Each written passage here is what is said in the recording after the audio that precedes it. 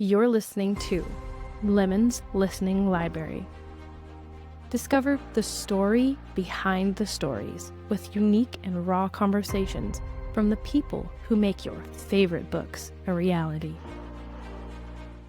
Welcome to this episode of Lemon's Listening Library. I am Randy Lemons, fantasy author, or RL Rose to those of you in the romance community.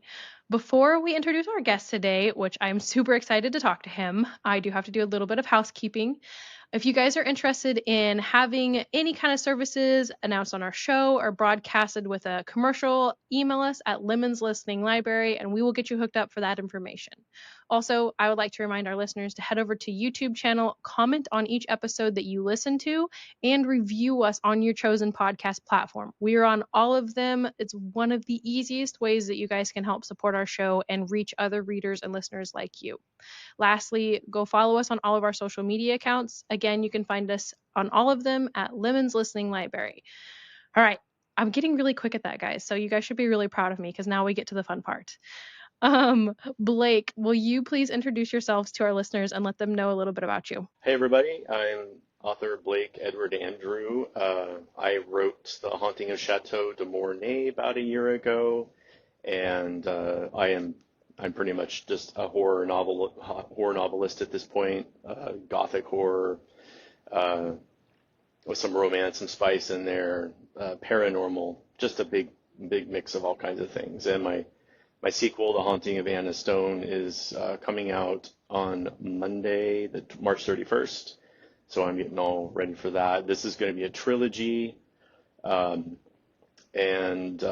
been I worked on Chateau for about 7 years, and I've been writing for most of my life. I'm from Eugene, Oregon. I have a couple kids, and that's what I do now is I write. That's like my full-time job. So I'm so envious. I'm like, I want to be there. I'll be there soon, but I am so envious of you for that. And as many listeners who are also in the writing game, like that is the dream, right? If you were to look at like what is success look like for you, that would be my definition of success. Gosh, let's see if I can get that word out. To where I don't have to work anymore and I can just write full time. right. Yeah, Right. you're living our dream. It is the dream, and I decided to do just to do it, and it's hard. It's really difficult, but it's it's working so far. Yeah, and you're doing it. Like that's kind of the thing is like sometimes we could get there so much quicker if we just did it. But we're like everything has to line up perfectly and I have to 100% replace my income with this and otherwise I can't do this and there is the aspect of just do it. Just Hmm.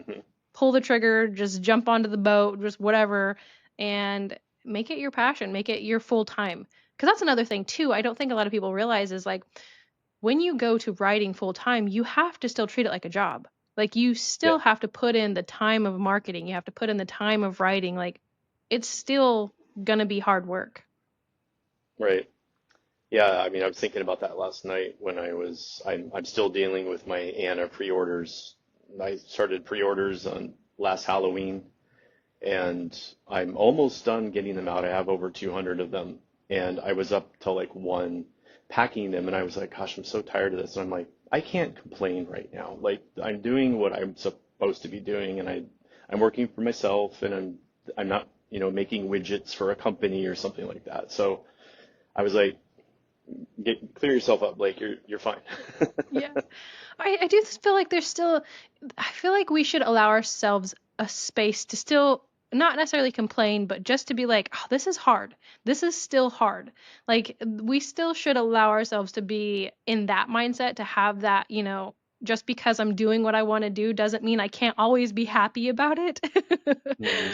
But I think you're right, have that moment of like, it's 1 o'clock in the morning, I could be in bed but then you have to be up at, 7 in the morning for your job the next day. So Right. which hard do you want to choose? Right. Exactly. Yeah.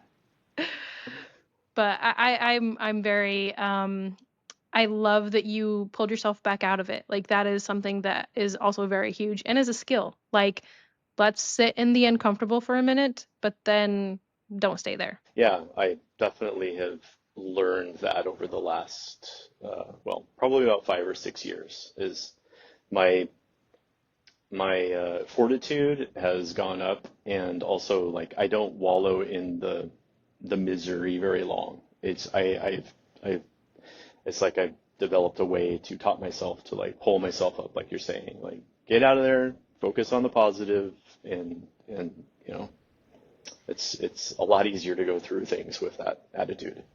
Yeah, that's what I was just about to ask. Do you feel like it's changed your life, not just your mindset? Do you feel like it's bled out into like your actual life with changing that mindset? Absolutely. The things I've gone through over the last, like I said, 5 or 6 years. I mean, I can't tell you how many times I've felt like I've been at threshold, like I can't take any more capacity threshold, like my cup is full, but I have no choice but to push it further. Like there's just, those books have to get out. I have to write that thing. This one was, Anna was really tricky because I had a fan base now and they have an expectation of me to make my first sequel after the first book. And I didn't have that pressure with book one. It took me 7.5 years. I kind of took my time. Um, but yeah, that's how you learn what you're capable of. You think you've reached the end and you think you've reached capacity, but then you have no choice. You have to make that money. You have to go do those extra things, and it pushes your boundaries further than what you thought you were capable of. And so, yeah, it's definitely changed my life in that way. Like I feel like I can handle so much more that comes at me, and Yeah. it's a great skill to have. 100%. I agree with you. And I think that having thresholds being broken is probably like it sucks. It sucks in the moment. No one's like, "Oh my God, I love being feeling like, butter spread over," or what is that saying?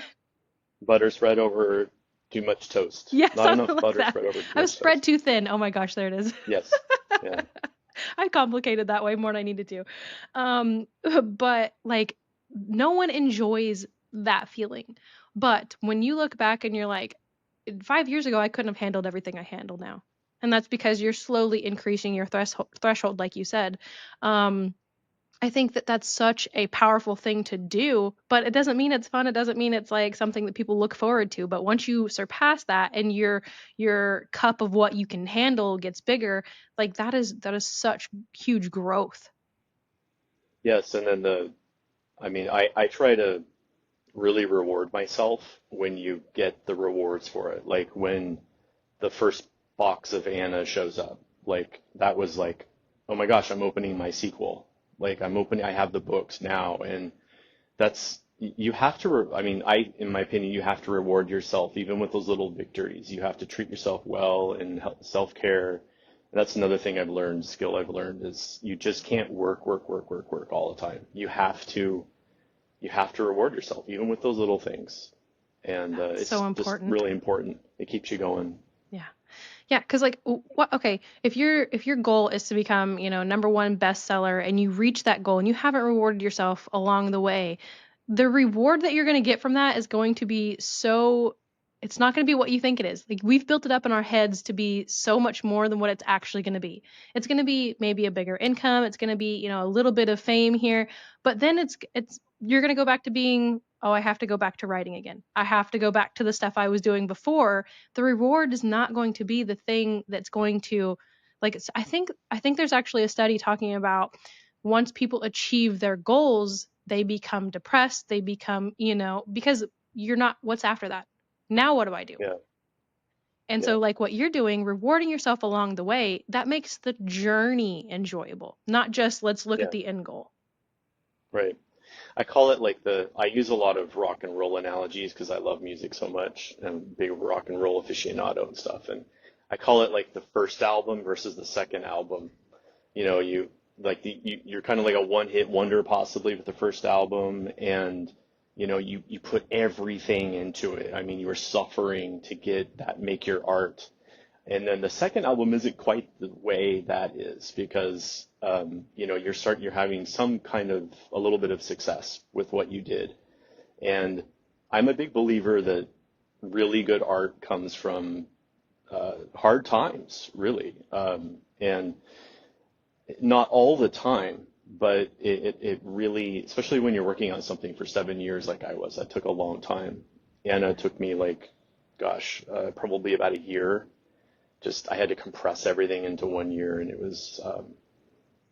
And I know people churn books out first faster than that, and I'm shocked how Yeah. many books people can churn out. I'm just like, how do you do that with a family and a job and another job and everything? And yeah, it's yeah, Yeah, that is impressive. I feel the same way. I've been working on my book series for a while now. So next year it's going to look like I churned stuff out really quick because I'm going to have 5 books published next year. But I've been wow, working on that for a while and I want them all to publish at the same time. So it's going to look like I'm doing it quickly, but that's the point.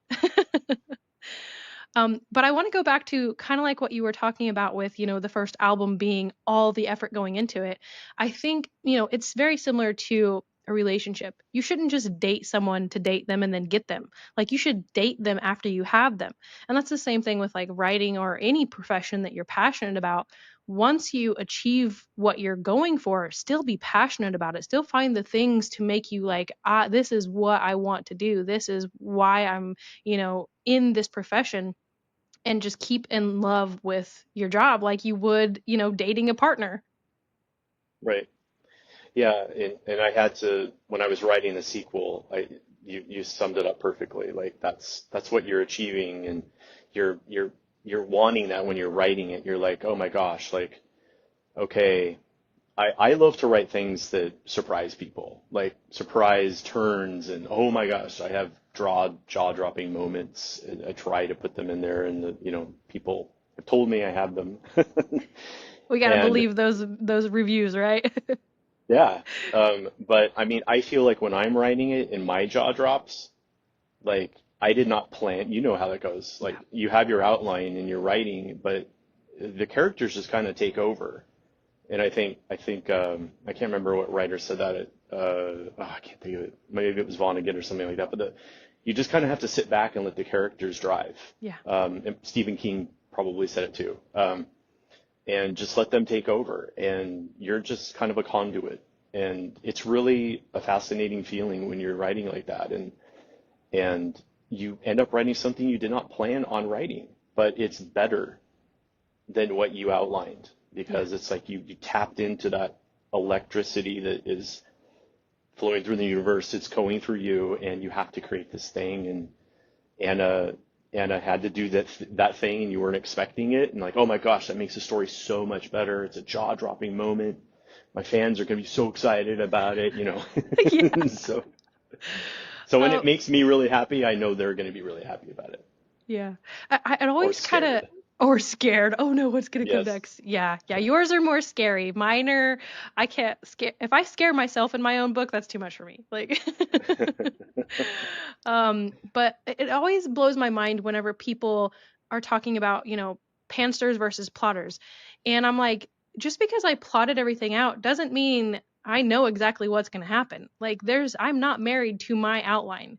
And just like you said, the characters get in there. It's the same thing for outliners, I feel like, is once they get in there and they start actually moving through this idea of what you have, they're going to mess things up. They're still going to send it down a completely different path, Right. or Right. potentially. Yeah. Yeah. For example, I took my kids swimming yesterday, and at one point I was just kind of swimming by myself, kind of floating in the deep end, and I thought of a new beginning for my third book. Just out of nowhere, it just hit me. I had already written chapter one, but I'm like, this is going to be a better chapter one. And so I started just kind of like writing it in my head. And it's like one of those moments, like this is not the way I designed it, but, and it's just, you have to allow that to happen, I think. Yeah, Just allow organically. yourself. Yeah, don't be like, oh, that's not part of my outline. I got to push that away, type of a Yeah. thing. Like think, oh How wow, that's stiff would those actually, stories be? yeah, that's a really a good idea, and that does make that character more interesting. And okay, I like that. So let's store that one until we get home from swimming, and then let's write it down. Oh my God, I the way I forget stuff, I would need to get out of the pool, go find my phone, put notes in my phone, and then I could go back to what I always am so afraid that when I have those moments of revelations of like where the story is going to go or whatever, or the plot hole is finally fixed, I'm like, okay, I need to get this down because the way that my brain works is, what was that really good idea I had? Oh my gosh, I've lost it. Yeah, I totally hear you. And because I had no way to record that at the moment or write it down, my phone was in the locker, and I'm like, okay, what's a keyword I can use? And I'm like, okay, there it is. Like, oh, yeah, it's a piece of dialogue. It's like one sentence, and that's all I need. Like, it's That's got a smart. character's name in it. Someone's talking to this character. That's it. That's all I need. So I can run from there. I'll make it all up as I go, as authors do. So, Yeah. Yeah, we're literally just making it all up as we go. No, my husband jokes with me. He's like, I don't know how you do what you do. I would need to have, if it was a series, I would need to have book one through whatever finished before I published anything. Because mm, I was writing my books, and in book two I realized that I needed to write an origin story. So I went back and I wrote the origin story before I finished book two, and that's when he was like, I was like, that's why I'm not publishing it. It's also because this is a very discovery writing, even though I have three books planned out, outlines. But he's like, no, I would need all of it like that. I would need to have everything written before I publish book one. yeah, everybody does things differently. And that's part of something I'm really excited about. That this trilogy is that I wasn't initially planning like this, but it actually just, like you said, organically started happening. Like I have two different kind of timelines going. I'm moving forward in the timeline, but as we go forward, I'm also taking you further back in the history of everything. So you're going backwards and forwards at the same time throughout the entire trilogy. And that really pleased me when I started realizing that that was happening. I did it in book one, and then book two, it's been done like that, and I'm planning to do it in book three as well. So, Yeah.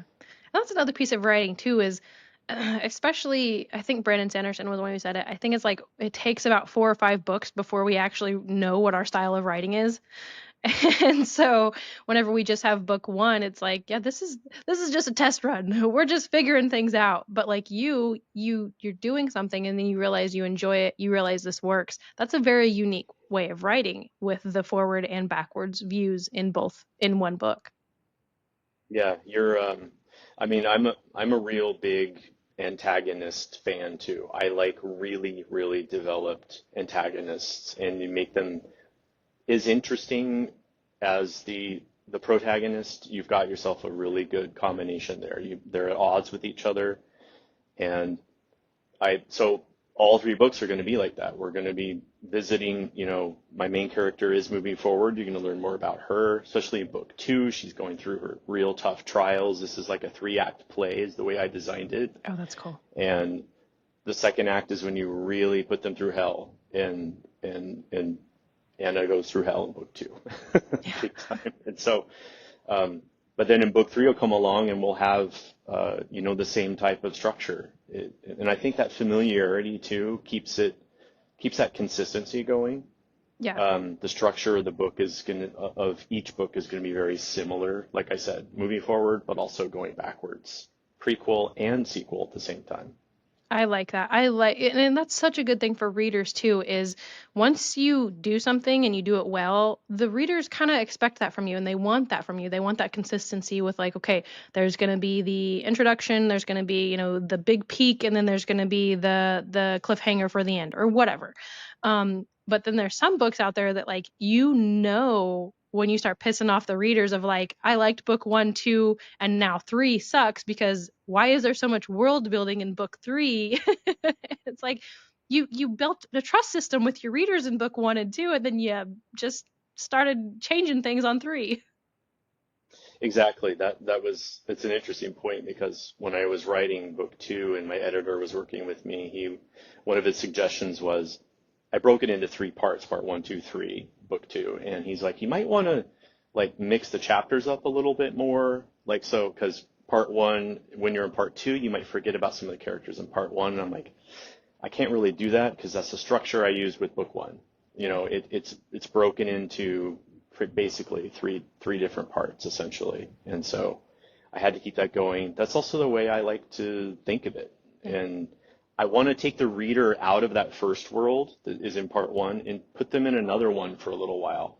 But I want them to have in their head, oh, what's going on with people in world one? Yeah. Like, what's going on in that timeline? And then you will know. You just have to, you have to get through part two first. That's always been a driving factor for me, and I think done really well. I've had some books where if there's a question or if there's something going on in the background that's hinted at, I am so much more invested to get through, not like push through and just skim through, but like I want to get into this book and get to where I can have that question answered.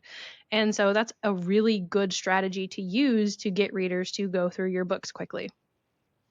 Yeah, I've had so many. I was on my Discord last night, and I have this one reader fan he's like, okay, I have Anna. I just got it delivered. He was a pre-order person, and he's like, but I'm gonna read Chateau one more time. I'm gonna read book one just so and I'm gonna write down my questions because I had all these questions and I want you to answer them. And I'm like, they're going to be answered. So Yeah. it was just a really funny conversation because I couldn't tell him anything, but Yeah. I was like, I did one thing. I was like, pay attention to that one scene. It may seem really benign. It's not. Yeah. It's not benign.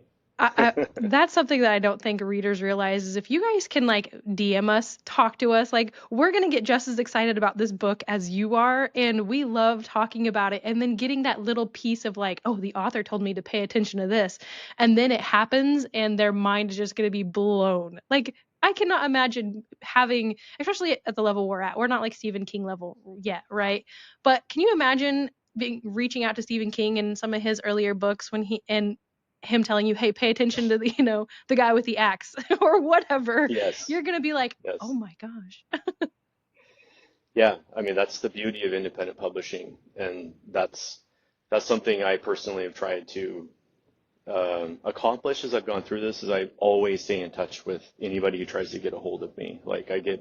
That's part of my nightly ritual before I go to bed.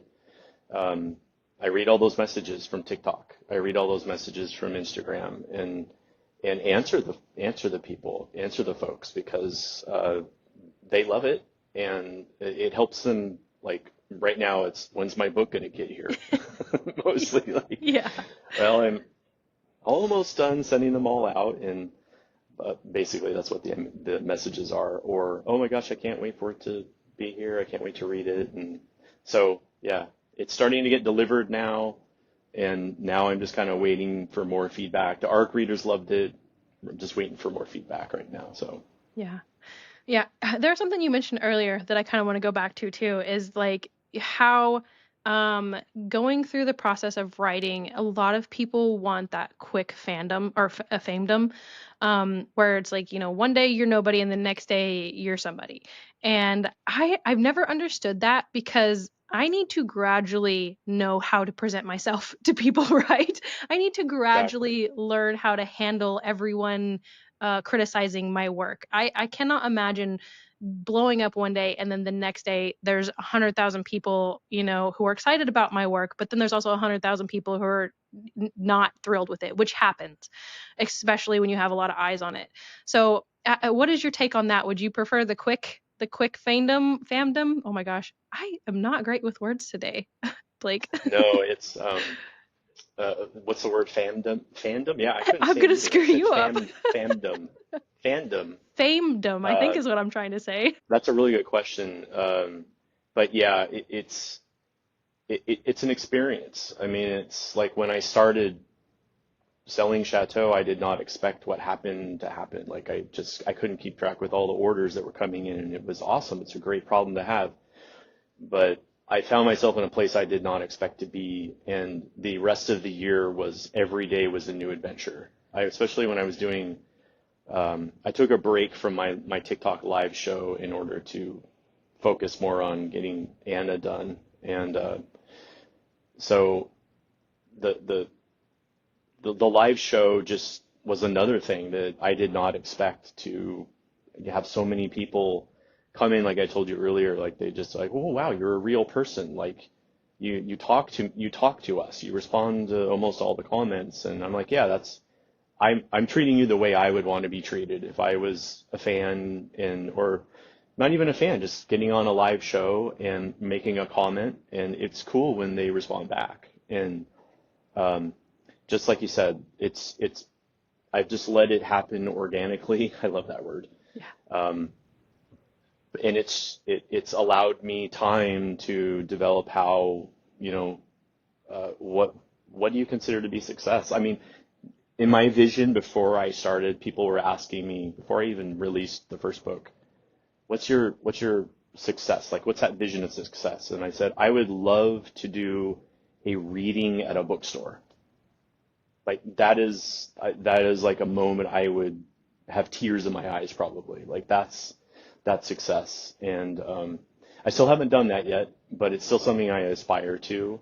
And you have to have that brass ring. You have to have that lofty goal. And I'm a firm believer in that's what got me through a lot of stuff is looking for that thing that you want, you absolutely want, and you'll do anything to get there. Yeah. Yeah. And then, but like you're getting experience, especially with your lives, of talking to people in the moment and having, more authentic conversations. Whereas, if the next day your book went huge and then you got to go to a live reading, I can imagine me personally, I would probably stumble over my words. I would probably be so nervous that I couldn't enjoy it. But because you have this thing that's getting you prepared for that live reading, when you do it, you're going to smash it. Like it's going to be awesome and you're not going to be, I imagine, and this might be very different for people who are more outgoing, but you're probably not going to be that nervous about it. You're probably going to have some jitters, but you've been doing stuff to set you up for that. So when that moment comes, you're going to enjoy it so much more. Yeah, exactly. It's I am naturally a really introverted person, and I did not expect, like I said, the live show to turn into what it turned into. I had 8 moderators at one time, like just coming and going to help me out. And a lot of people ask me, like, how can you do that? Aren't you scared or nervous? And I'm like, I actually have never been nervous doing this, even though there's 100 people watching me right now. I just don't think about it. I just have fun. And um, several years ago, I was wanting to be a teacher while I was writing Chateau, and I started getting into teaching, and I had to get over that fear of talking in front of a class. And my teacher who was like my mentor, she was like, just be yourself. Yeah. That's all it is. Don't try to be me. Don't try to be the teacher next door. Be who you are. You're funny. Relax. Make the kids laugh. They were middle school students, so they were actually very easy to make laugh. Right. It was You're really like, easy. oh man, I didn't think that was gonna Yeah, land. I felt like such a dork up there, but I had good feedback. Like Yeah. it's like, okay, it's working. I'm just being myself, and so I do that on my live show, and it just that's anytime I'm going to be in front of anybody like that, it's just be myself, and it worked for me. It's Yeah. great advice. 100%. And it's received well, like you said. You have instant feedback kind of in a classroom, but where you do lives and you do TikTok videos, you don't always necessarily get the instant feedback. Someone could be watching and not say anything, but the impression that you're giving, the connection that you're giving, um, it's so much more enjoyable from the people who are watching it because they don't want to watch someone who, they meet in real life and then they're a jerk. Mhm. Yeah. The disconnect to personality whenever you're just putting on a show versus who you authentically are. I think that that's probably one of the most greatest advice things that I've ever heard. Because, like, you hear me. Sometimes I stumble over my words. Sometimes I don't say them great. I am dyslexic as crap. And I'm an Mhm. author. I do a podcast thing. But people love I make fun of myself and they make fun of me too. So it's great. Self-deprecation is a great tool to have in your Yeah. toolbox. Absolutely. It's charming, and it makes you more real. It really does. If you don't take yourself super seriously 100% of the time, then you show people that you're disarmed and you're a regular person. And I think it's a great way to do your show. It's a great way to do my show. And yeah, like you said, I don't have hardly any feedback. Like I don't have a laugh track or something like that. Like when I tell a joke, nobody's laughing. Yeah. Like You have to wait like it's five dead seconds air. to see like haha. It's dead air. I have no idea how well it was taken. So Yeah. it's kind of tough because I'm driving the whole thing myself, and um, but I love it when people come on the show, of course, and ask questions, especially and there's so many aspiring authors come on and they see me, I finished a book and they liked my book and they ask me a lot of questions and I love answering them and I always encourage them, go into my DMs. We can move into there and let's have that conversation. What do you want to know? Like, getting started, even on TikTok. How do you get started on TikTok? How do you sell your book on TikTok? And I've spent so much time uh, just I believe that that's part of my job also in life is just also when you start learning how to do something and you become relatively good at it, it's also part of your job to teach other people how to do it. Yeah. Impart your experience to other people. And I've had so many people just, um, I'm really proud of that. It's just, I love helping people and I love taking the time to do it and they appreciate it. They really do. Yeah. Well, and I think there's a level of you don't truly learn how to do something until you do teach it. Because whenever you shift your mindset from just doing it and figuring out stuff and like, throwing stuff at the wall and seeing what sticks to then helping someone else move through it, you're having to look at it through a different lens. You're having to, like, teaching is not always the easiest thing, especially whenever, I imagine you're similar to me in this. The way that we got through it is not how I'm going to teach it.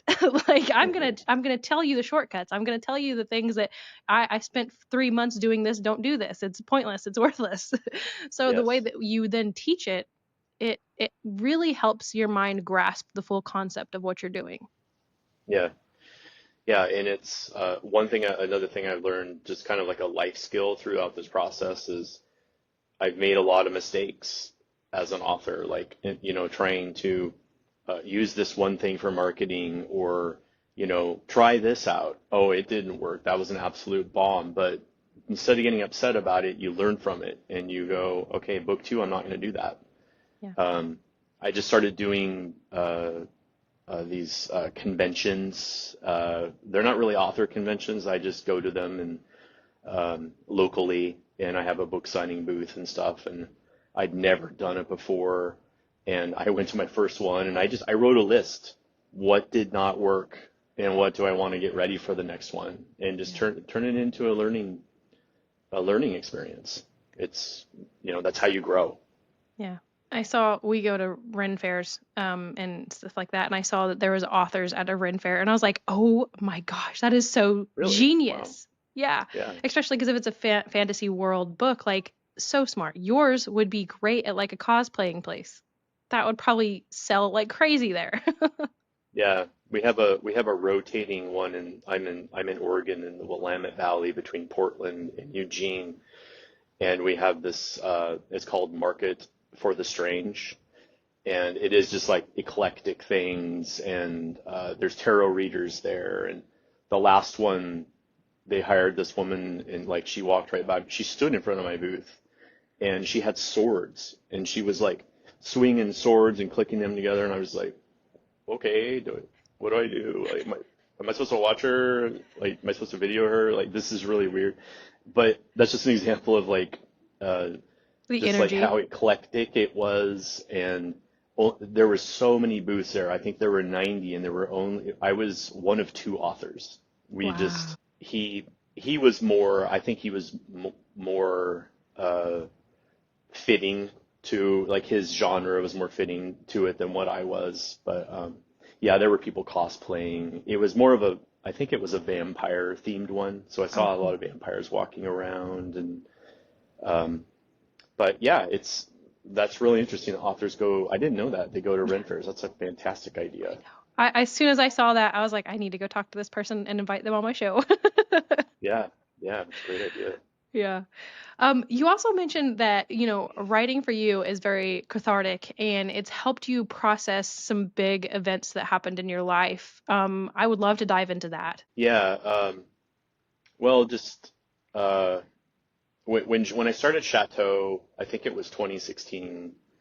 I I had a plan to finish it in a year. I remember I started it on Halloween 2016. And I'm like, okay, I believe in the Stephen King idea, write one page a day, and in 1 year you will have 365 pages, and you'll have a novel. You'll have your first draft. So I'm like, I can totally do that. And it did not work that way. Like just, um, I remember it really started with me writing it, and it became so consuming that I was at work, and all I thought about while I was working was Chateau. And I can't wait to get home and write it, or I can't wait to get on my lunch break and go out and write on my phone, sit on a bench and write on my phone. It just absolutely consumed me, and eventually, uh, eventually we ended up moving. I kept that job for a while, but then I became while I was still married, I became I'd say a part-time writer. Um, and so I was taking care of the kids. I was a stay-at-home dad and writing at the same time, and my wife at the time was working. And but eventually, really, the COVID thing happened after we'd moved, and it was just a really tense time, I think, for everybody. I mean, everyone was holed up in wherever they were, and it actually contributed a lot to us getting a divorce. And I moved out, and went through a lot of really hard times. I missed my children a lot. I did see them regularly. I moved 10 minutes away. But I really went through the hardest time of my life. I was utterly alone, and I wasn't there with them anymore. And I had to find something to focus on. And there were two things that I absolutely love, and one of them is writing. So I really started investing my time into writing Chateau more, and also music. I play guitar, and so I was trying to create things out of what I was feeling, and it did. I think it really translated into Chateau, some really good dialogue and some really good character development, and Chateau's just filled with all kinds of betrayals and family. That's what I think a lot of people don't expect from a horror novel that's also, spicy and romantic and historical, is that there's a lot of family dysfunction in that book. And that's really where it came from, is not just through my situation through the divorce, but like growing up as a child. Like, what was my relationship with my dad and my mother and things like that. And you write what you know, and the dialogue really does flow a lot better when you are putting yourself in that character's shoes. And yeah, so that's where that's where I really started accelerating on the book, is after the divorce. And like I said, when you go through that hard times, turn it into art. That's a great time to make art right there. Yeah, even if no one ever reads it, even if it's, something you hang in your bedroom and no one ever sees the painting, I agree with you. Some of the best artwork and some of the best stories came out of some of the darkest times in people's lives. Hmm. And especially with writing, I think that sometimes there's an aspect of we don't realize we're therapying ourselves. Like, we put these characters in situations that are horrible. Like, we would never want to be in that situation. But then as we write these characters and as they're going through it, it might not be a happy ending even. But the process of going through this and seeing how they deal with it, or doing something a little bit differently than maybe you would have, um, it is so therapeutic to do that. And like I said, even if no one ever sees it, the outcome of your mental health doing that is going to be more positive. Yeah, absolutely. I like what you said about you don't really you're watching the character deal with it, with a problem that you might have had. You're making that character deal with it, and it's really fascinating along that, when you're creating that character, that's coming from you 100%. And it really does help you, like, oh, well, Luke got through it, so I should probably be able to get through this, like one of my characters. So Yeah. um, I like that. That's a really good point. Yeah. I liked I don't know if I don't think I realized this. I don't think a lot of authors realize like what we're doing is actually so much more brilliant than what we're doing.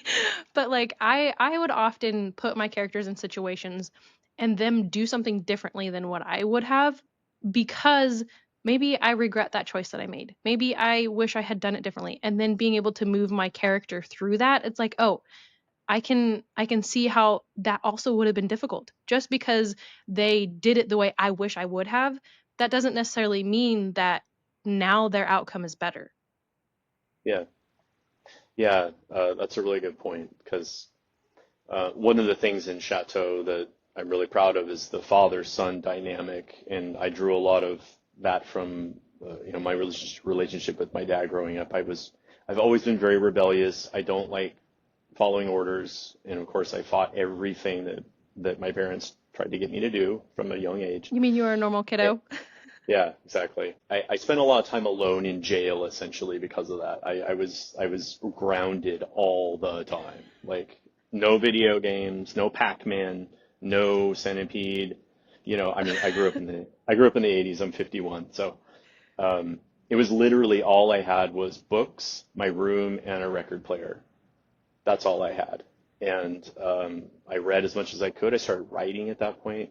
So Luke, my antagonist in book one, is I started realizing that he, even though it's during the French Revolution, we're talking about 1790, 1789 period, people had family problems back then.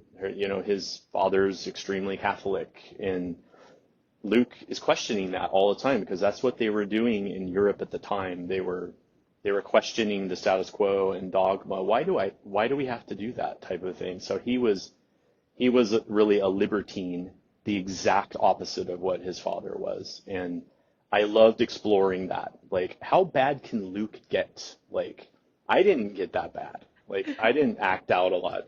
But the stuff that happens in Chateau is pretty crazy. And he really went off and did things to really piss his father off.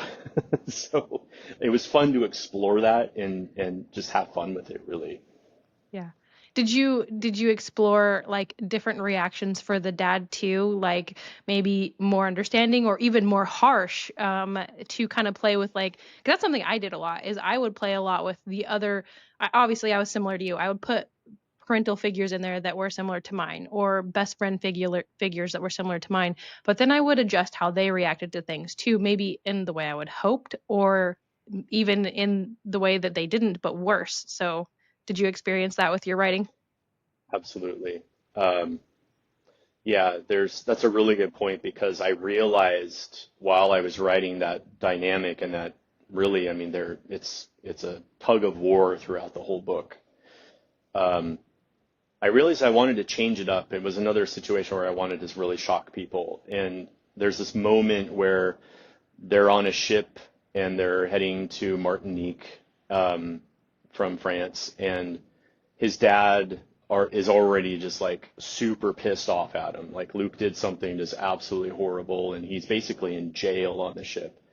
But then we switch to the father's perspective, and he's like, God, I've been really hard on him, and he's my son. He's my, he has that moment of weakness for the first time, and it became really powerful. And he's like, son, let's like try to work this out. And then Luke throws an absolute bomb on him. That's when the bombshell hits, like of the whole book basically. And then his father's like, okay, I'm gonna kill you.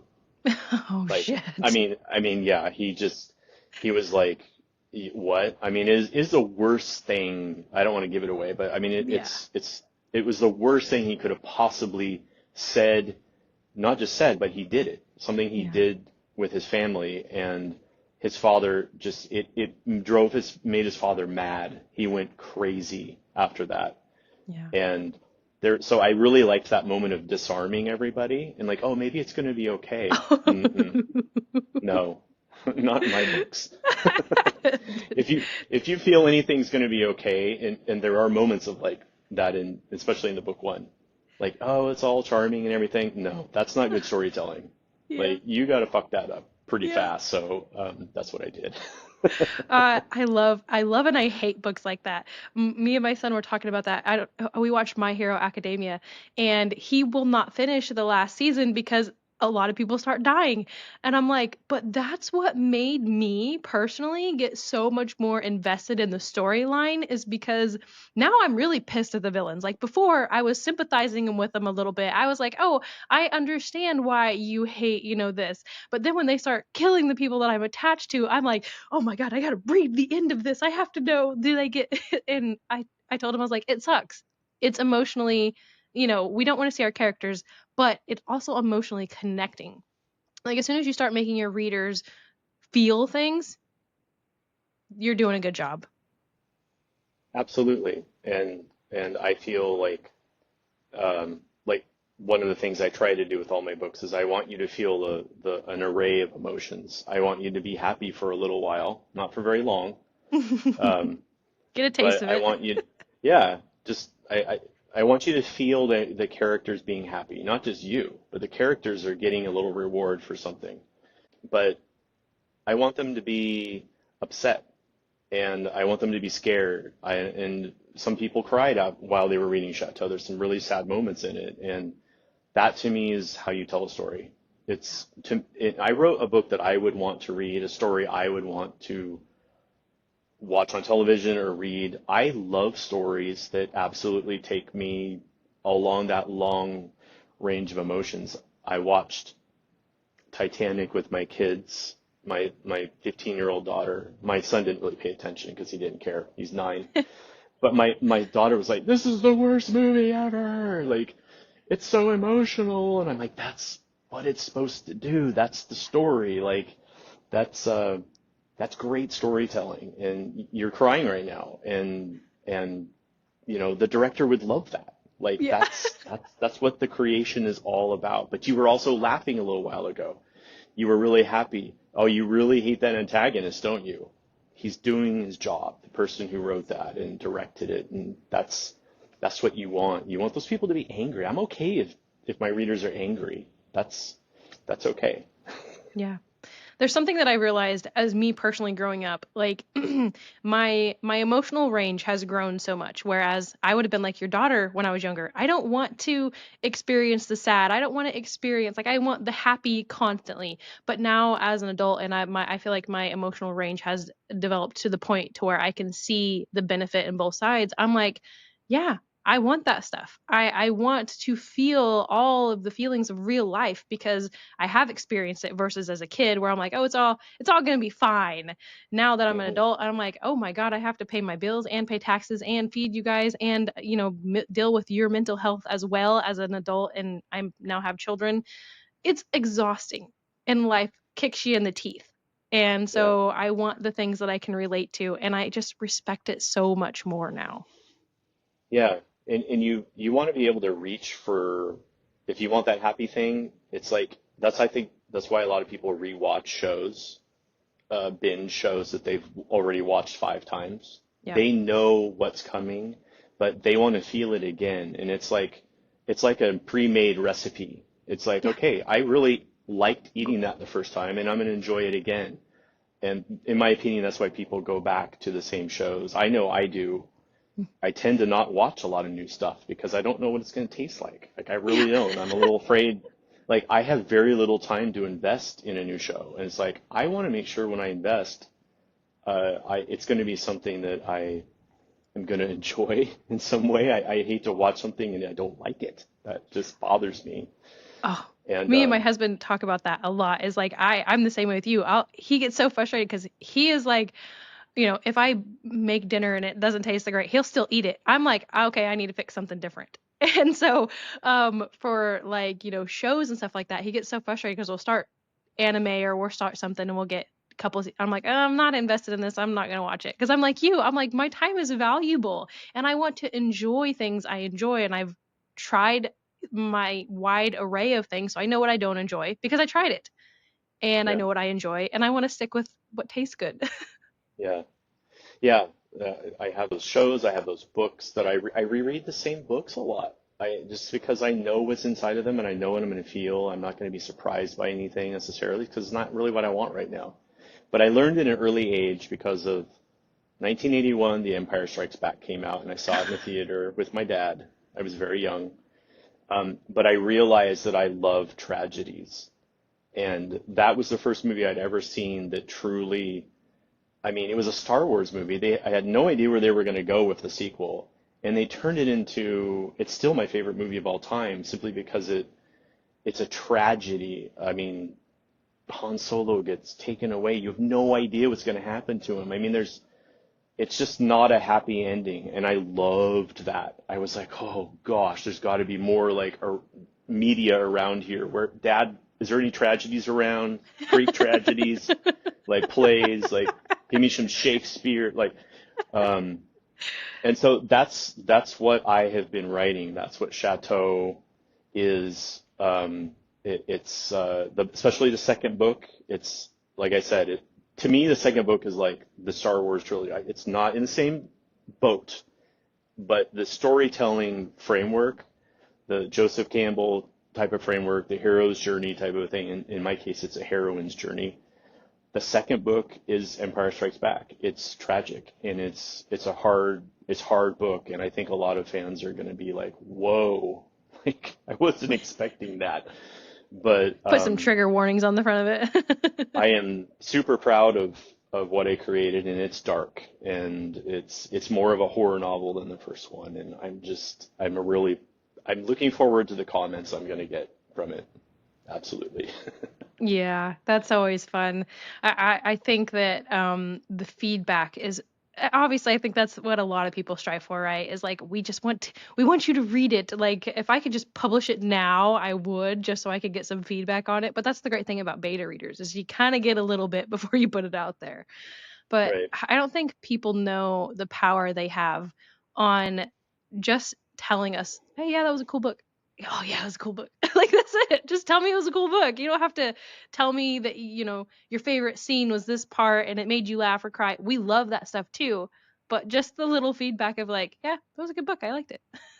Yeah, it's I have like one of my I call her the chief moderator. I have one. She's sucked through me through all of it, and she's been super helpful.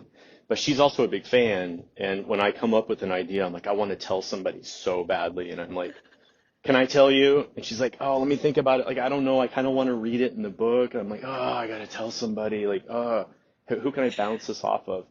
Yeah. And you don't know until somebody reads it. And Yep. then so uh, I adjusted very little. Actually, after my beta readers, after my beta readers, and I think I'm trying to remember if I did it before my arc. I changed a couple scenes and made them way darker than they were. Not based on any kind of reactions. I just was It was like, the lack of reactions. I don't know if it was that. It was just like I was reading it again, and I'm like, I can make this really dark. And I think I'm going to do that because I feel like it. But I'm also like, I might alienate some of my fans because of that.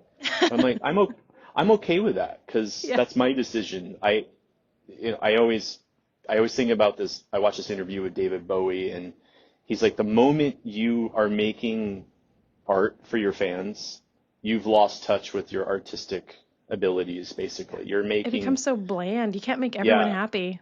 yeah, you can't. You have to do what you want to do. And so that was a moment where I was like, I heard David Bowie just kind of in my head, like, do it, Blake, do it. Like, you can, like, I make that scene hardcore, and make it way harder than it is. And I was proud of it. I was proud of it that I did it, and it's in there. And the first readers were like, I remember one of them was like, I did not expect that. And I'm like, yes, that's what I want. Like, whether you like it or not, I did what I wanted to do, Yeah. and it's not going to make everybody happy, but that's okay. And also, all of the ARC readers and beta readers are like, oh, now I have to go read it again. Well, when they get their copy, Yeah. absolutely. Like, so yeah, they're starting to get them now. I'm getting notifications every day that they've been delivered, and people are reading it right now. And I mean, pretty soon 200 are going to be reading it. And I'm still on the fence whether I want to read the reviews or not because I learned my lesson in Chateau. It was so polarizing. Oh yeah, Some they loved people it or hated it. absolutely loved it. or they were like, "Oh my gosh, I can't believe you did that." Like, I didn't like that scene. So yeah, it ranged from it has it has a good rating, but there's a lot of 1-star ratings on it just Yeah. because not everybody's gonna like it, Well, But I think I going also back learned to what not you to were read saying, those. yeah, well, yeah, right. Just avoid the 1 stars unless they're all saying the same thing and that's something you didn't want to do. Don't worry about it. But I think that that's going back to what you were saying is, your flavor of writing isn't going to appease everyone. And I think that if you don't get those negative reviews, that means that you've probably generalized a lot and you haven't dug into a flavor one way or other. It's either not too Exactly. spicy or it's not sour enough or whatever flavor you're going for. It's not got enough to piss people off because it's not their flavor. Yeah. So yeah, I'm a firm believer in as an artist sticking to what an artist, I mean, or truly what an artist is supposed to do is write what you want to write. Yeah, I mean, you can do things that are going to make your fans happy. Like, oh, I know they're going to love this part, but you're not necessarily doing it for them. You're like, that's just part of the story. That's part of the character development yeah, yeah, Yeah, no, I agree with that. I think fan service in certain areas is, especially if it's not going to harm something that is your flavor or take away from it whatsoever. I think that that's fine. But also sometimes it just happy accidents happen. Like that was something I was going to do anyways. So that just means that you're on the right track with what fans you've got too. yeah. Yeah. Yeah, I mean, it certainly helps when your editor reads the first draft. And also, my Anna has 15 horror illustrations by this horror illustrator that I absolutely love named Ava Mout, and she's actually become a very good friend of mine since we worked together. She read the draft, and she drew these really cool illustrations in it. So there's 15 of them in there, and she read it, and I think she told me she's like, it's not really my thing. She's from the Netherlands, and but she speaks like when she speaks English, it's more like from like London or the Yeah. UK, and It's beautiful. yes, exactly. It's like it's like wow, I wish I could talk like that. No. Yeah, I Um, know the same. no, but she's like, yeah, it's not really my cup of tea, but like I could see where you're going with it, and there was a couple situations where she didn't. She first of all, she was like, I'm not going to write any of the like spicy stuff or draw that, and I'm like, I don't want you to. Like, that's Yeah. not what I want at all. I want you to just imagine, draw what you see. Don't draw. I'm not going to tell you what to draw. Like that was the other part of it, and that I really believe in giving artistic freedom to everybody. Yeah. They're the expert, and she would sketch something up and send it to me, and I would be like, "You're on the right track. No Yeah. changes." Like I want her to show me what she's reading. I don't want her to show me what I see. Like Yeah. that to me, I'm not going to tell her what I see or what I want to see. I love That's what I love about it. Some of the images truly came from her. I had very little input other than she read the story, and we talked about which ones would be the most visually striking scenes that she could turn into something really cool. Yeah. And I I loved working with her, and I hope I can do it again for book 3. I've always dreamed as an author of working with an illustrator. I Oh love my it God, when yeah. I love it when novels have just sporadic, art in them, visual art inside of them. Not like doesn't have to be a graphic novel or anything, but you read a scene and then you turn a couple pages and you see a depiction of that scene from an Yeah. artist. It's like, wow, that's rewarding. I love that. I love Yeah. combining those two mediums together. Yeah, when I was a kid, and I remember going to the library, and I was like hooked on reading the Spiderwick Chronicles. And whenever it gets to like the pages where it's just little sketches, it's not anything like super detailed, but the sketches of the little characters and like the field guide and everything to all the monsters, I was like, it makes it so much more real and almost tangible in my mind. I agree with you 100%. And I love what you said about giving them the creativity. I'm envious, for one. I don't know if I could do that 100% of just like read the book, show me what you see. I don't know if I could have that much lenience with it, but I love how passionate you are with the creative process. That is super cool. Thank you. It came from, I was a cartographer. I made maps. That's what I got my degree in. I did that for 20 years. That's what I quit in order to become an author. And when you're making maps, you have to collaborate with so many people, not just visually, but people who write the text for atlases, things like that. So I'm used to sitting at a table with 10 other people and coming to agreements and just full collaborations. And I have a lot of experience with that. And when it came to working with Ava and also George, who did the covers for both my books, I was just like, show me what you got. Like, here's the vision like, this is where I'm setting you up. Like, you read this and just show me what you see in your head. And that to me is like, they love it. First of all, artists absolutely love that when you do not micromanage them in any kind of way. So Ava was just like, you're so easy to work with. Like, it's because I understand where you're coming from. Like, I've been an artist. I've been there, and I don't like someone standing over my shoulder. I literally have had that. Yeah. I've had 5 cartographers standing over my shoulder as I'm drawing something on the monitor. No, change that, change that. And I'm like, oh, Yeah. like, Let go me finish away. what I'm Let me doing do my first. job. So yeah, I took, that's again, I learned from that. And hopefully I can work with Ava again. I'm saying hopefully I can afford to work with Ava again, because it's not cheap to pay an illustrator to do. All I could afford was 15, and she's not exorbitantly expensive. It's just Yeah. artists, they cost money. So And well worth it. And yeah, absolutely. I love that you're not a hypocrite in that. Like, I love that, some people totally are, and I don't think they realize it, where they're like, I hate when people do this to me, but then they immediately turn around and do it to someone else. And you're like, no, no, I'm not gonna continue the cycle. Yeah, I'm a believer in, well, first of all, I love visual art, but I love it when people work together like that. Like, Yeah. she's gonna get exposure for her art from her art, her art inside my book. People are gonna go and go, oh wow, what's her website? And her website's in the book. And same thing with George. Like, I talked about him since Chateau. I didn't know Ava back when I did Chateau. Of course, I couldn't afford an artist to do the interior. Um, but I really believe in like you said, the artistic method, and also just supporting artists, supporting real people who are making their living off of their art. And these days, it's really easy not to do that. And I'm a big believer. If you can, do the best you can to like try to support other artists. It's really a good thing. 100%. I agree with that.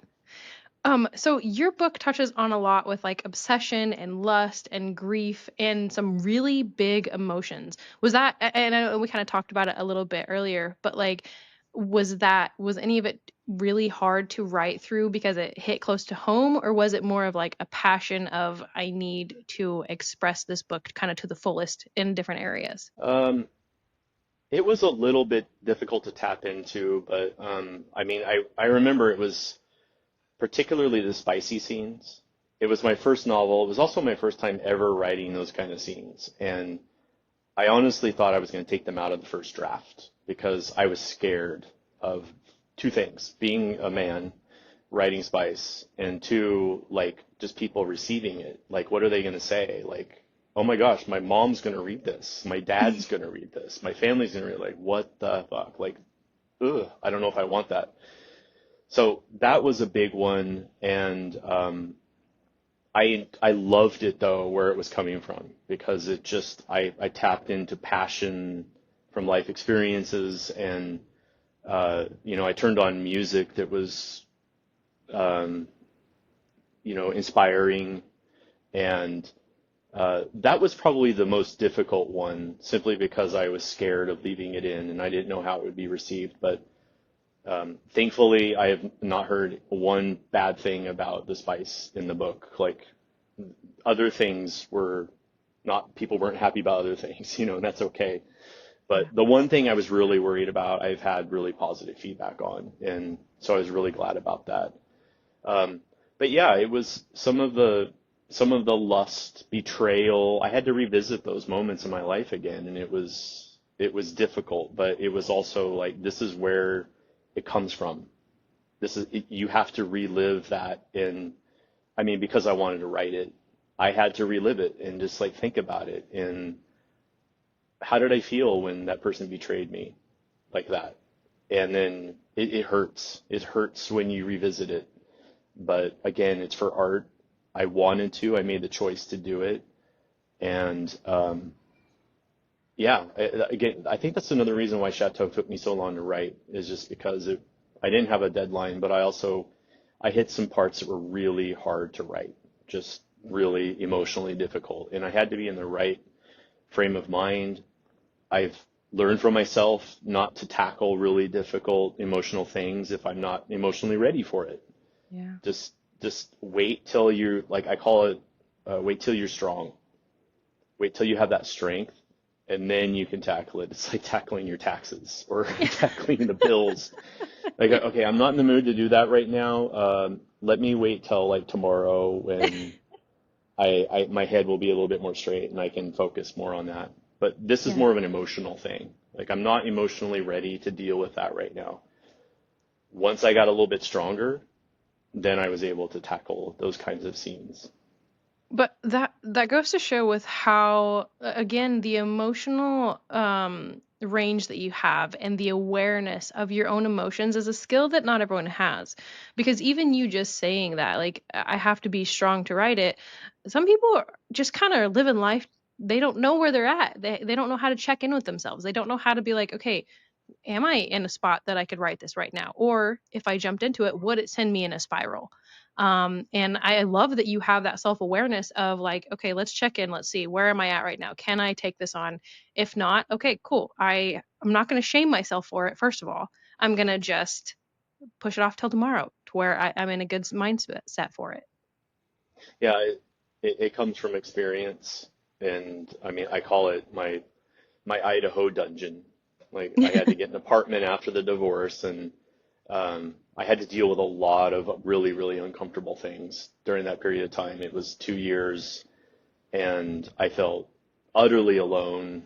I wasn't home with my kids, and like my daughter's room was empty a lot of the time, and I had to walk by it all the time. And I was like, oh gosh, this is like so painful. And um, but I wanted to harness that pain and like, okay, how can I take what I'm feeling right now and just like turn it into something? That's what artists, I feel like that's what artists truly do.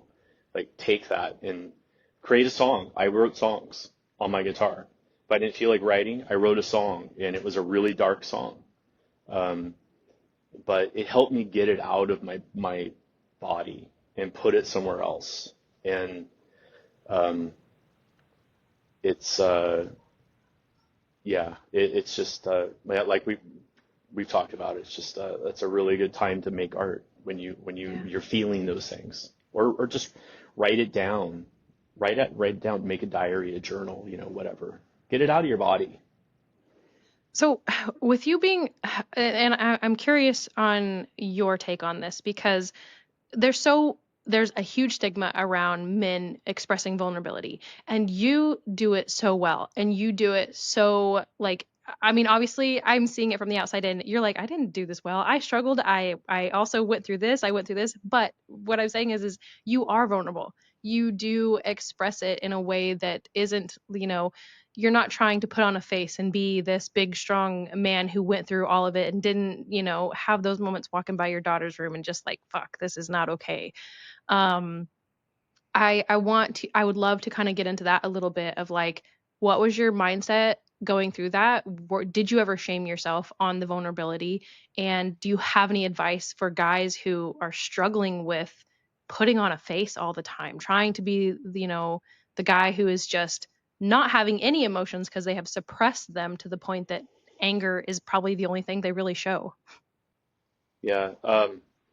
It's a good question, and it's a big one for me because I feel like when you're vulnerable, it doesn't matter. I mean, as a man, I understand what, like society, culturally, we're supposed to be a little more bottled up, and Bleh. again as a parent too. Like, my our previous generation did not necessarily be vulnerable for their kids, and I believe in I believe it's important, and I want people to see it. Like I've talked about with my friends about my kids. They're like, "Wow, you're so like you talk to your kids about everything." And when you're crying or you're sad, like you tell them like it's okay to feel like this, and this is humanity. This is what you're supposed to feel, and we shouldn't allow culture to tell us we can't act a certain way. It doesn't matter what our gender is. We're all human. We all feel things the same way, and I want to be an example for them, just to be transparent. Like, I'm sad right now, and I want you to know why. And I think that's incredibly powerful for them to watch a parent go through things because you're setting an example for them. Like, Yeah. you don't want this generational thing of bottling up to go to the next generation. At least I don't. I Yeah. want them to see that and be okay. They can pass that on to their kids. They can pass that on to their friends. I was brought up to show my feelings, and it's okay.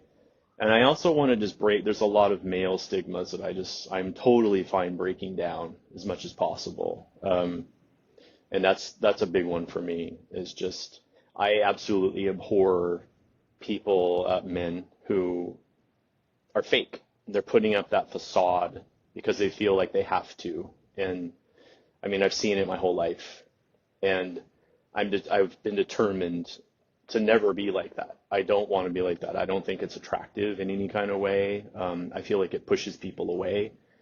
I feel like when you're open and vulnerable, you attract people are interested in you. You're more of an interesting human being, and it's taken a long time to learn those things in my life.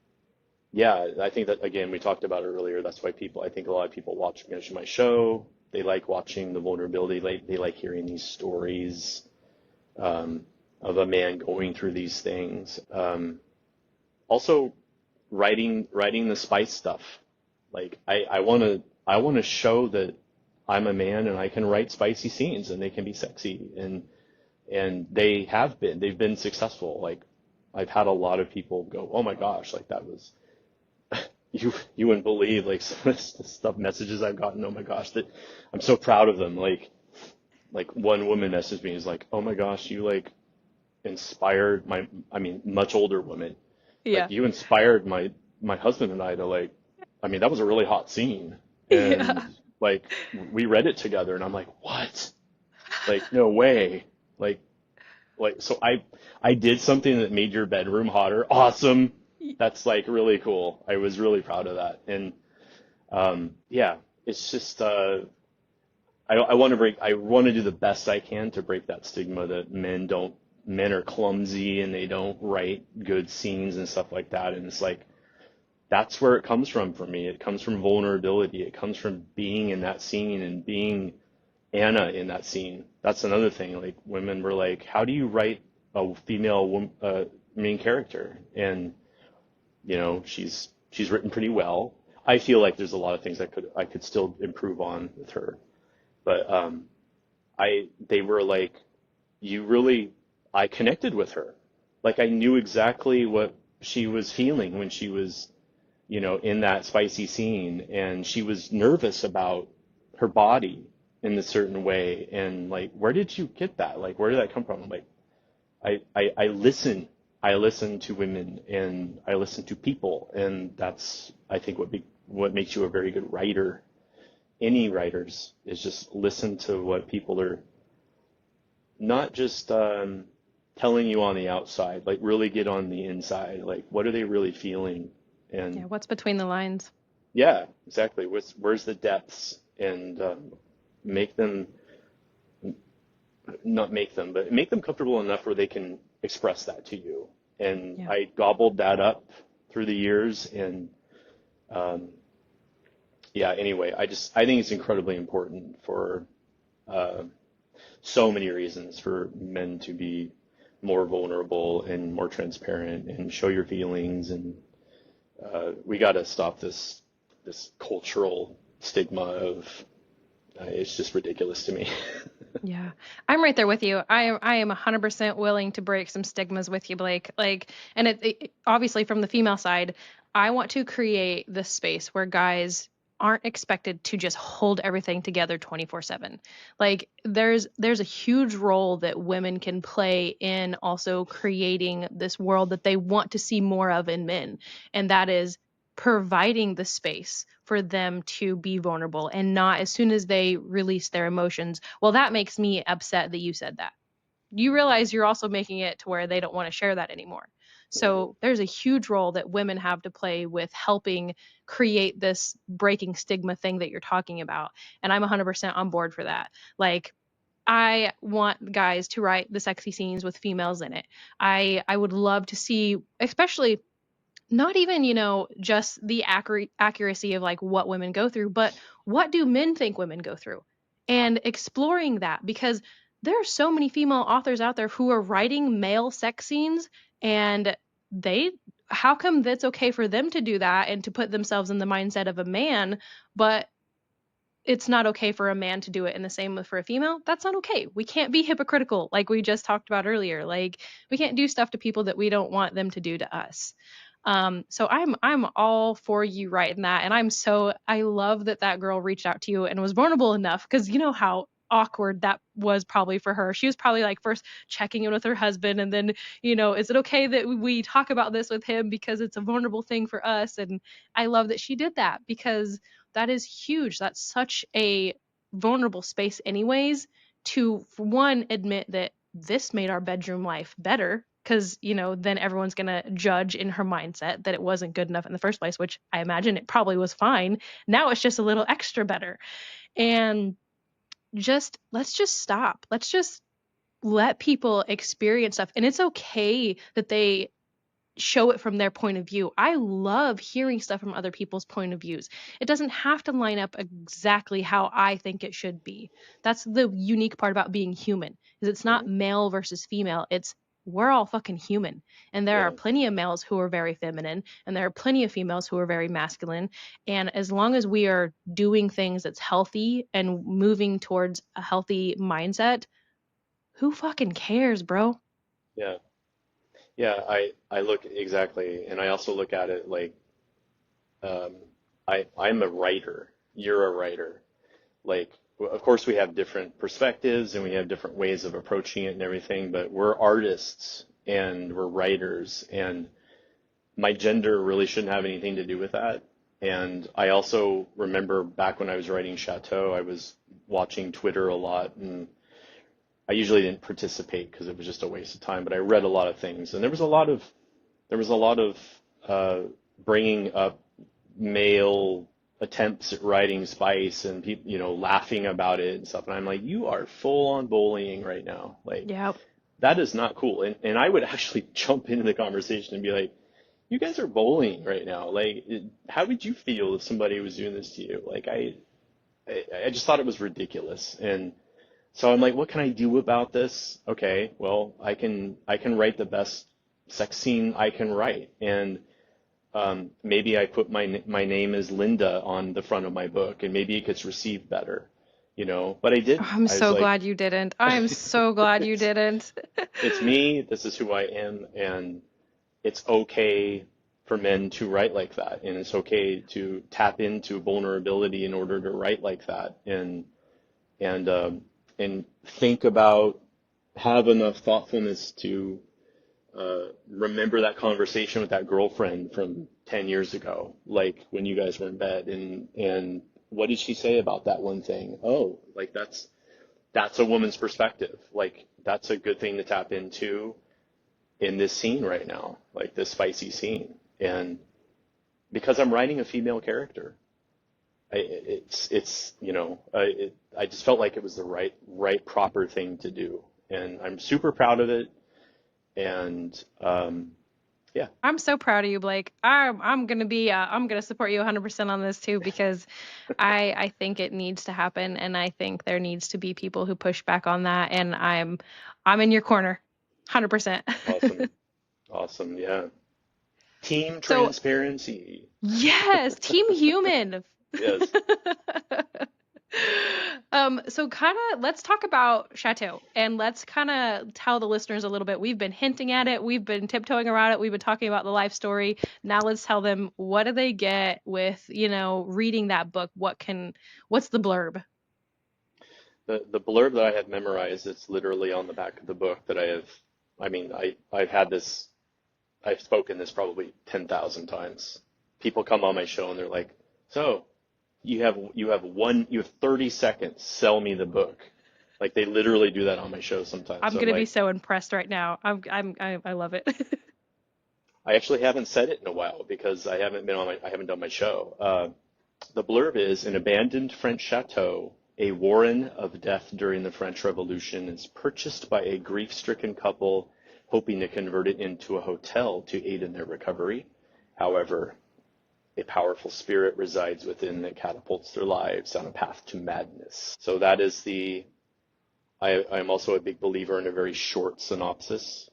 When I pick up a book, I don't want to read a whole back of the book, everything the book's about. I want a teaser. I want a teaser. And so I wanted to write a teaser. That's 2 sentences. And yeah, it's historical fiction. I love history. I was a history minor in college, and I studied French history. And the story also just really came from people. It's actually happening a lot. People are moving to Europe and they're buying these old buildings and converting them, renovating them, restoring them, conserving. Uh, and I was like, okay, that's a really great possible haunted house situation. Like haunted houses are like that's just my thing. I freaking love them. Um, but I wanted to come up with something that was like not in the United States and not something people would expect. And It almost makes it something, like a little fantastical, like fantasy, yeah, because it's not like we all know exactly what it's like. yeah, it's most main characters are beaten down. They have, issues. Brad and Anna are extremely wealthy. Her husband's a very famous actor. They can afford to buy a $500,000 broken down chateau in France and renovate it. And they had a tragic tragedy in their lives, and their marriage is kind of on the fritz, and they're trying to rebuild things, and they want to get out of Hollywood and get out of that world, and let's go to France for a while. Let's build this chateau into something really beautiful, and let's turn it into a hotel or a wedding destination place. This is things that people are really doing this in real life. They're taking the money that they have in the United States, retirement, even a lot of retirees are doing this, not just in France, but they're doing it all over Europe. They're buying these old buildings, and so that's where the kernel came from, the kernel of the story. And then I like the idea of it being in France because I could bring in, okay, how can I tie the French Revolution into this? And That's so cool. I love stories that have a line, the same line goes through the whole story, even though it's multiple generations. Hundreds of years ago, that chateau still existed. Like we can't really think of that in the United States so much. Like that's really hard to find something that's 300, 400 years old in the United States. It's still here. Yeah. But they're all over the place in Europe. And I've been there. I've visited them. I've been inside of them. I know what they smell like. I've been inside castles. And I was like, okay, here's another thing I can pull from. And so there's a lot of that in Chateau. I just call it Chateau. It's called The Haunting of Chateau de Mornay. But like a lot of it is Anna's sensory. Like what does she smell when she opens that chateau for the first time, when she goes inside of it? That doesn't smell like anything else she's ever experienced or you will ever experience. And I remember that smell. So there's a lot of visceral sensory descriptions about the chateau because it really is a character in the book too. Um, But I yeah, I love wanted, that. I love when I get grounded in books like that. yeah, it's, yeah, I really pictured myself walking down the halls and not just, not just what you're seeing, like what does it smell like? What does it feel like? What does the air feel like? Like air feels like things in some places, and especially a haunted chateau. And so there's a lot of things that you just a lot of people have read the book and said, I've never read anything like that before. Uh, I loved it, or I did not like it, but it was original for the most part. A lot of people dismiss. They come on my show and they'd hear my synopsis and they dismiss it and be like, "Oh, it sounds like The Shining." I'm like, "Yeah, I Mm. spent 7 years writing The Shining, motherfucker." Right? I could have got done No. with it a lot sooner. Yeah. No. It's don't sum it up as such. It is far more involved than that. It's a again, it's a haunted house. There's not a lot you can do in that genre. It's usually set in the haunted house and it stays there. I didn't want to do that. This is a globe-trotting, really epic adventure. Twists and turns, thrills, jaw-dropping moments, um, some a good romance story that's going to continue throughout the whole trilogy. And yeah, I'm extremely proud of it. And like I said, I'm happy that some people said it's their favorite book they read last year. That makes me really happy. And then, but also, polarizing. Some people have said, "Oh my gosh, like I couldn't make it past page 15." And I'm like, "That's okay. That's okay." I intentionally did that. Like you're going to experience what you're going to experience in the book within 10 pages or 15 pages. I feel like that's kind of the author's job. Yeah, you got to set that tone. That's another thing that I learned from Brandon Sanderson is that, get that tone in there fast as possible, so that way people know what to expect. Like I love that. Um, I want to ask you like what you hope readers walk away with when finishing this, but I have an idea that your answer is not going to be like what typical people's answers are because they're like, oh, I hope they, walk away with happiness or, understanding that the world is not all. But I feel like you just want people to have their own experiences going through it. Like, yeah, I kind of figured that. Exactly. Those are my favorite things when I get somebody message me. I still get them. People are like, "Oh, I just finished Chateau. I know it's been out for a year or whatever, but this is what I got out of it personally." There's this one woman who's a big fan and she did a whole video like TikTok series when she was reading my book. She's I don't know, I think she's in her 70s, but she posted this video and tagged me in it and she's like, "I have been reading this pile of books," like she showed a pile of books, "and I could not get into them." And then she held my book up. She's like, "Now this was something I really got into." And How then she impressive. was she was so passionate about what she was talking about, and she was like, "Oh, the romance, oh, it's so amazing." And I was like, "Oh my gosh, wow, I love that." Like she that's what she got out of it. And she kept posting these videos. Like she was in bed and she would video herself like reading the book and she would like read a little bit of it to the camera and be like, oh my gosh. And I was like, wow. Like the book had that kind of effect on her. And then, like I said earlier with the older couple, like, they read the book together and they liked the spicy scenes and that's what they got out of it. And then to me, that's the best. The You're not best messing is, with their creative process. yeah, I'm not telling them in any kind of way what they should be getting out of it. I want everybody to take what they feel out of it. It's their experience. I just present it to them and as an artist. And it's like when you walk up to a painting, not everybody's going to see it the same way, especially an abstract piece. Everybody's going to look at it differently. They're going to describe what they see differently. And it's not the same with writing because you're not really presenting an abstract media to them, um, medium. But yeah, you were right. Like I want people to get their own personal feelings touched on in some kind of way. Just give them paint a broad brushed image. And some people focused on the spicy stuff, the romance. Some people really liked the family tension, and it's just, that's all. That's I think what makes Chateau so interesting, and why some people said they never read anything like it. Is it's a genre mix. It has a lot of different subgenres in it, and that's what I like to read. Love that. I love that I was able to peg that because I was like, I normally ask this question, but it's going to be different for you.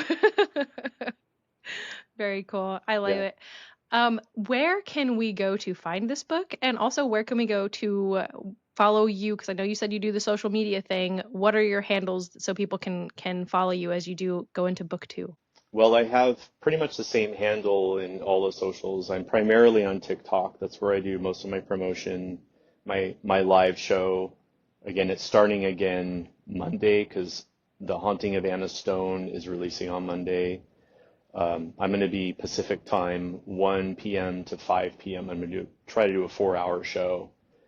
And I try to do it every day because that's where I sell the majority of my books. The book is for sale down there. I sell it. What can Uh, people expect in your shows? um, we talk about horror a lot. We talk about horror books. A lot of people ask me who's my favorite horror author, what horror authors inspired me, what's my style like. But then we talk about like hockey a little bit because I'm a big hockey fan and I like sports, and we talk about that. We talk about music for a little bit. It's a potpourri of all kinds of different things, but a lot of it is mostly focused around writing. And again, I'm trying to sell books because that's my living, and so I give my spiel a lot. I have it memorized. I used to read it off the back of the book, but it's like an Don't need to do that actor. no more. Yeah, it's like an actor who's read a script enough times, they're never going to forget it. They're never going to forget that monologue they had. Um, so yeah, it's entertaining. I will do the best I can to answer people. I don't respond to people who are rude. We get a lot of rude people. I have moderators who can launch them when they start getting rude.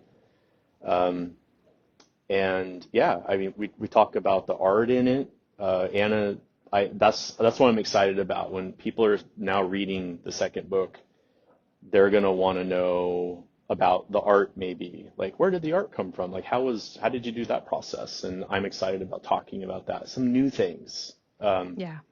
Because I talked about Chateau for almost a year on my live show, and I'm like, um, I can't wait to move on. Yeah. Start talking about Anna. But yeah, just you can search for me, author Blake Andrew. Some of the stuff I'm author Blake Andrew, some of the stuff I'm author Blake Edward Andrew. But just put my name in there on the socials and you'll find me. I also have a website, authorblakeandrew.com. And that's also another really good place to get some signed copies. I am on Amazon too. You can't get signed copies on there. That's why TikTok and my website are really helpful. Is I sign pretty much everything I send out. Um, and Anna's going to have, I don't know if you can see it, Anna has 4 different cover colors. They're not just red. There's a blue, purple, and green as well. So they can purchase what color they want. Yeah. Oh, that's so cool. And that came from me not being able to decide what color I wanted on the cover. And again, I was like, I seriously cannot decide. The first book was just red, as you can see right there. Part of it is a bit visible, but so red is like the main version, but I love those other colors too. So I'm like, why can't I can do whatever I want? Like I will print 3 other versions, and I have hardcovers coming. And actually, the red hardcover is available. I just made it available. People are starting to buy it. Um, But yeah, mostly just come on my TikTok show. Pretty much every weekday, I'm going to be there Pacific time, 1 to 5. Come in and say hi. Hey, I saw you on Randy's show, and um, just wanted to see what's going on and see if it's living up to the hype. Whatever. You mean you treat selling books like a job? What? You do it, for multiple hours throughout the day? Holy cow. Yeah, I call it a 12-hour job. I Yeah. literally, I work 12 hours a day, and I'm like, when I'm sitting in the other room, I do half of my job on the phone, like Yeah. answering emails and messages and making TikTok promotional videos, and so much of it can be done on my phone. So yeah, it's a long, tiring job, but I'm getting better at pacing myself. You can't see it, but right behind me, I've got boxes of books for Anna that I'm packing up and putting postage on, and they all come with this beautiful bookmark that I That's so cool. made with the cover on it, and then I have both my books on the back with the QR code that goes to my website. So those are going on all the books. That's so Um, cool. yeah, but it's yeah, just for social media, I don't really like have like a I just tell people just search for me. You'll find me. Like I have Yeah. a pretty unique name. You'll find it. So That's so cool. Blake, I love this conversation. This was such a raw and real and very authentic conversation. And this I love whenever I get to the end of a conversation, I can be like, that's why I do this show. That is yes, the exact kind of conversations that I wanted to have on this show. that's what attracted me when you invited me to the show.